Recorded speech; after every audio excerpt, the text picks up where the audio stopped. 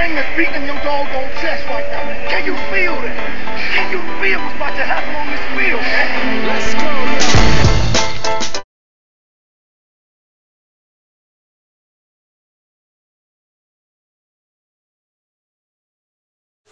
go, We'll record this. I played baseball, my man. Baseball, and I played basketball. But let's start the show. Hello, Madden Nation. GIbs here for another exciting edition. It is not your den, it is not my den, but it is the Mad Den, aka the Laser Show, the internet's most passionate show about John Madden NFL 12 football 2012. Again, I repeated it twice. I always do that. Show 149, one more away from big 150. I don't know, is that big of a deal? I'm pretty excited about that. 150. When we get to 200, I want to do another special show like show 100 or look back. That was pretty cool. But 149, we're actually making an executive decision this morning. A timeout, quick timeout.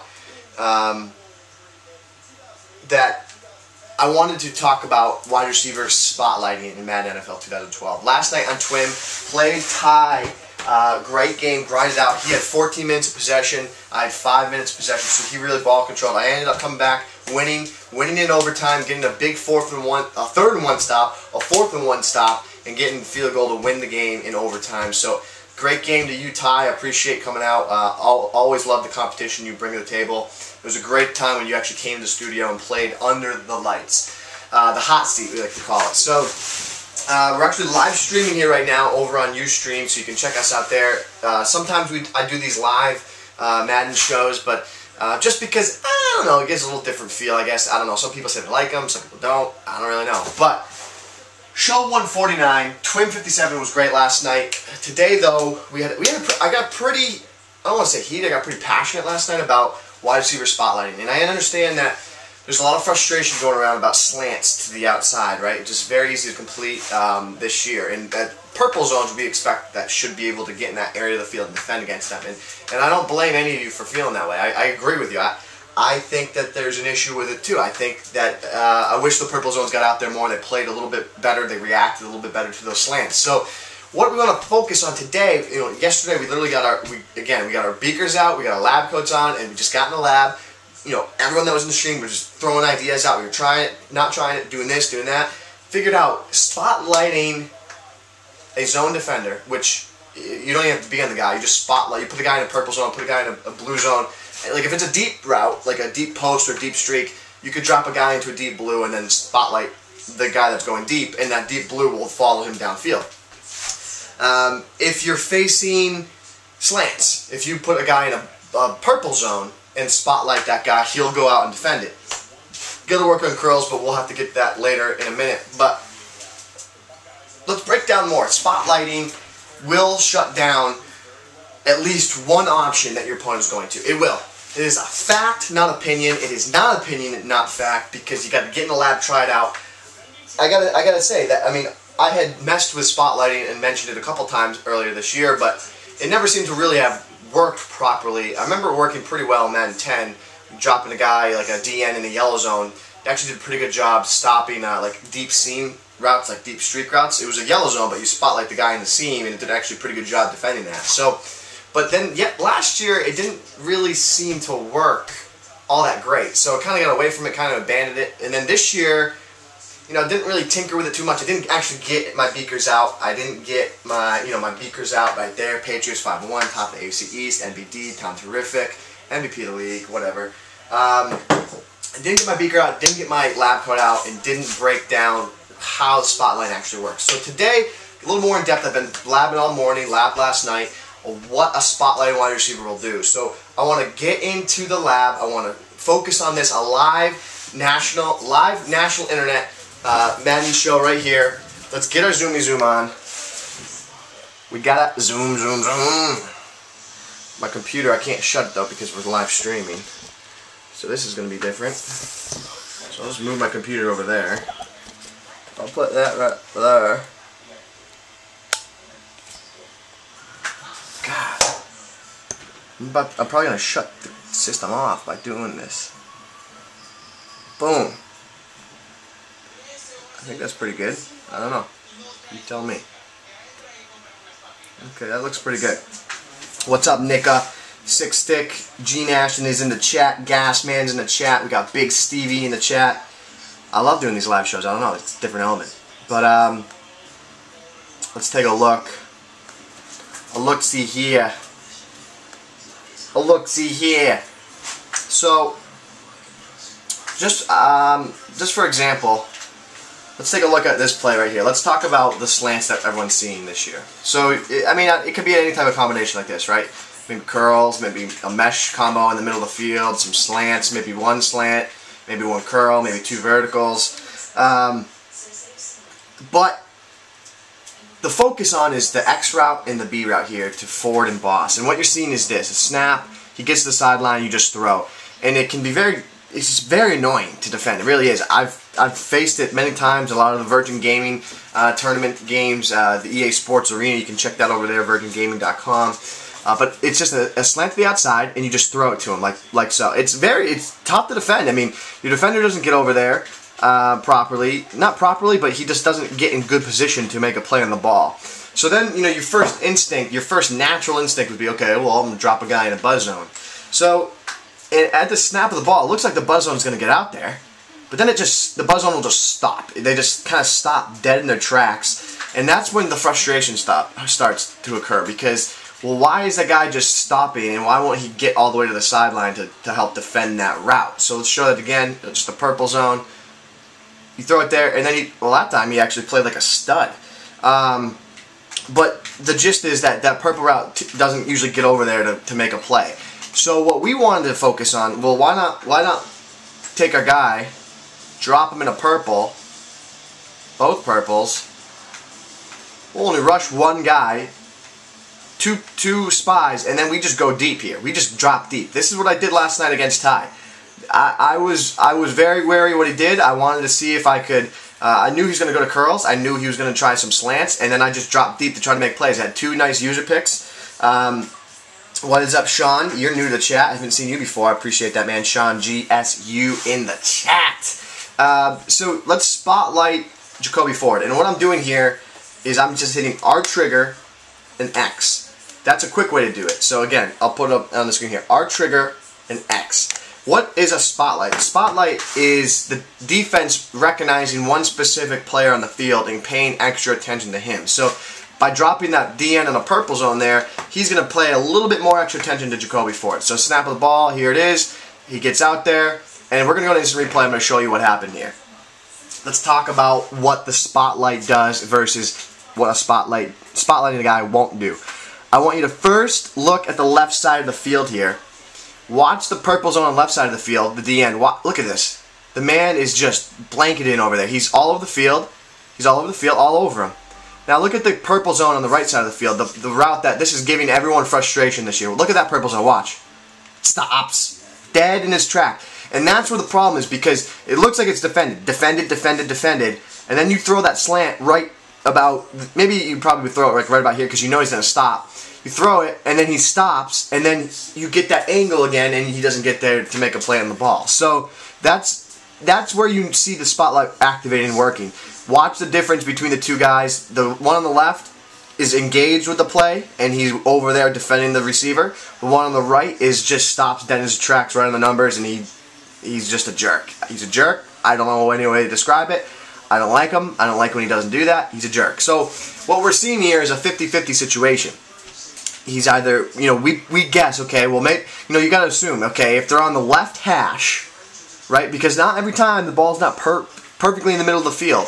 It's a lot harder it is to fit that route into Jacoby Ford there. So if I see a situation where they're on the left hash, immediately what I'm going to do is I'm going to put a guy over in a purple zone over there. Maybe I'll bring pressure. I don't know. I'm just labbing. I've got my lab coat on. So I'm going to spotlight boss because that's the strong side of the field. I'm going to roll over there and try to get over there. Almost completed the pass, but it was out of bounds. I had to wait on it because that purple zone was out there trying to defend it. And that's what the spotlight's going to do. Spotlight's going to have that purple zone being more engaged with the wide receiver that you're choosing to guard. So see how he just continues going over there. He doesn't stop. Normally he would have stopped right on those numbers, and he would have. He doesn't. I don't think he got his foot down. Nope. That's a no bueno catch. That's a no catch. We'll take that all day. So that's one way that the spotlight's going to work. Let's also talk about another thing. Situation here. So we already discussed this deep corner route, right? So zone. If we played zone. So now in cover 3, you see this all the time, right? Cover 3, boom. Flood the zone deep, boom. Make a play, click on, try to make a play, right? You're going to flood the deep with 4 routes deep, and the defense is in a tough situation. They're in a predicament. So what if you did something like this? Drop Wimbley in a deep zone. Maybe drop Groves in a deep zone. Now you kind of created your own kind of mimic cover 4. So now let's say the defense is going to try and forward us, and we want to take away Schillens. So we're going to spotlight Schillens, R trigger A, and now Schillens is going to go to the deep corner. What do you know? What do you know? We got a guy playing over there. What do you know? Let's take a look. One more time.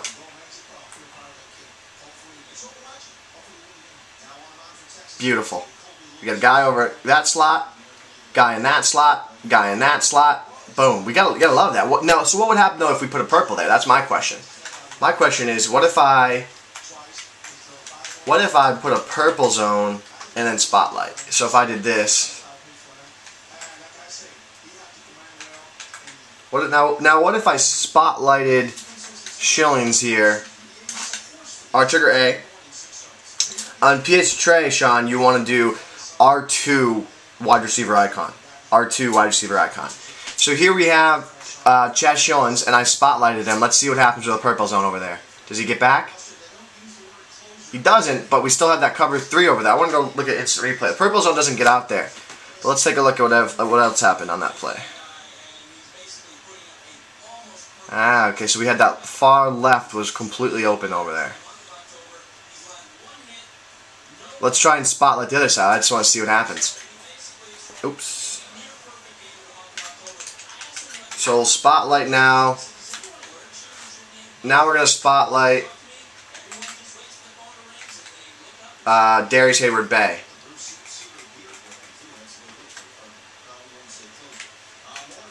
Hayward-Bay. But now this time, okay, so what you're seeing, again, you could do in a cover 3, you necessarily don't have to play a cover 4. And what I want to talk about there is the following, right? You don't have to play the cover 4. You just have to say, what I'm seeing here is you can take away and get your one-on. So yes, you have a one-on-one matchup there. One-on-one matchup here, which is fine. You can try and click on, make a play. One-on-one matchup there. And you have a one-on-one matchup deep here. What I'm going to recommend is you pick which side of the field you want to take away. And again, that's probably going to have to do with what hash you're on. You pick which side you want to take away. You get on a user guy and you follow that deep corner route. You follow it. You just go over there and make a play on it. You follow it. And where actually this is making me think that this could be beneficial is, yeah, if you're in like a gun formation like I was just in, gun tight, it's balanced. Now, if you're in a formation like the following,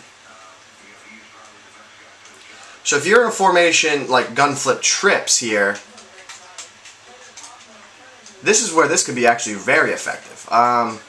Let's put a guy in a purple. You know, we're gonna send pressure here.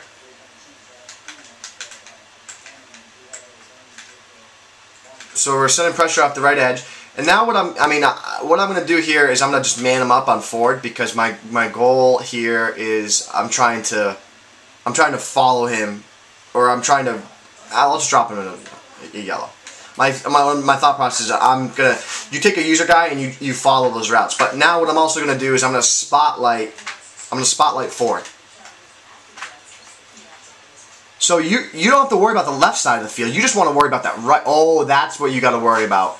You got to worry about the deep post.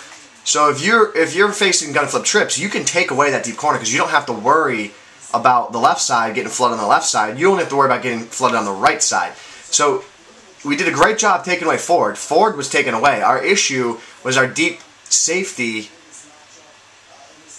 But what if you... In my head, I think this might work very effectively. So, in my head, this is what I'm seeing. In my head, this is what I think I can do. Drop McClain. Drop McClain into a deep zone. I'm assuming that both McClain and Branch won't break to Ford. And let's see what happens. I don't know. We'll see. We'll see what happens. They might. They might both break to Ford. Yeah, they both break to Ford, which is not a good thing. So what you want to do, what you could do in this situation is, you know that Branch is going to break towards Jacoby Ford. You know he's going to go over there. What happens if I shade the safeties out, though? He's still going to go over there? I don't know. Let's try it. So this time I shaded the safeties out. Yeah, he still leaves that guy wide open there. So what you have to do is you're going to say to yourself, okay, I'm going to take away that deep post, and I'm not going to let him flood me on the right side of the field. So what you're going to do is you are going to spotlight Ford, and then your goal after you spotlight Ford is you're gonna drop deep. And for this purpose, because I'm playing offense too, I'm just manning McClain up on boss. So but you would want to drop deep with McClain. So now that A route is so annoying. And now look, you got guys over there to defend it. You have a route over the middle of the field. It's like you're playing it's like a fake cover 4. You just have to be wary of defending the deep middle with a user guy. You have to watch for that user defender. So as you can see, we dropped left over there. That's covered pretty effectively. That deep corner that's just such a pain in the neck is now defended with just a cover 3. And then we just manually spy that deep route over the middle of the field. So what I'm going to recommend to everybody is start getting in the lab. I'm going to do it too. We're going to all work on this together, figure out the best way possible to use these spotlights. We can probably get pretty creative with how we're going to use wide receiver spotlighting in Madden NFL 12. So that's my challenge to you. We're going to get back on board with our next show and continue the Buffalo Bills breakdown, but I felt like this was a pretty important topic. I wanted to break it down a little bit more. So as always though, guys, I'm pumped about this. I think this is pretty good. I think it's, not revolutionary, but it's something that's really going to help, remedy a lot of the problems we might be seeing with the slants. And this is just the tip of the iceberg. Let's see what else we can do to get better at this and how else we can get it to be more effective. I mean, yeah, shading guys might be better. Maybe now we inside shade, outside shade. We got to use the tools at our exposure. I think we all have done a great job using zones, spies, things like that, getting creative with that. Let's start using the extra tools that we have, which are wide receiver spotlighting, shading guys, delay bump and run, things like that. So let's get into that. Let's get into that habit. Let's start figuring things out. You get in the lab. I'll get in the lab. You come to me, say, Gibbs, I got something cool. I think this works. And I'll say, all right, I'll try it. I'll come back to you, say, no, this is cooler. Try this, yada, yada, yada. But that's show 149, guys. It's a good one. It's a long one, 18 minutes or so right here. It's one of the longest ones we've had this year. But I appreciate it. A live show. Let's give a shout out to everybody that tuned into the chat here for the live show. We got Bad Axe, Big Stevie, Gasman, Gorilla, Six Stick, Jay Credible, M Random, Nika, Sean. I appreciate all of you guys coming in, watching this live Madden show, show 149. And if you missed the live show, I don't know. Not my fault. Your fault. And maybe it's not your fault. You're probably at work doing something cool. But big Virgin Games coming up this week, and I'll see you guys all there. And as always, guys, as always, a whole lot of you and only a tiny, little, teeny part of me. We are changing the Madden community one snap at a time.